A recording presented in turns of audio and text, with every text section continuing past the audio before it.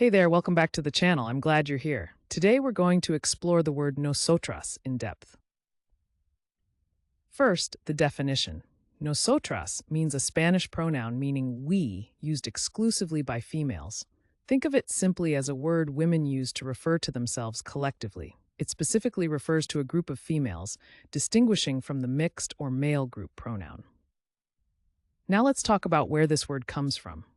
Origin stories can be fascinating. Nosotras traces back to the feminine plural form of we in Spanish, used to emphasize a female-only group. Over time, it's been used by Spanish speakers to clearly identify the gender of the subjects. The word has carried through history and still shows up today in surprising ways. So how do you use nosotras in everyday language? Let's go through some examples. Correct example 1. Nosotras iremos al parque mañana para disfrutar del sol. Correct example 2. Nosotras siempre apoyamos a nuestras amigas en los momentos difíciles.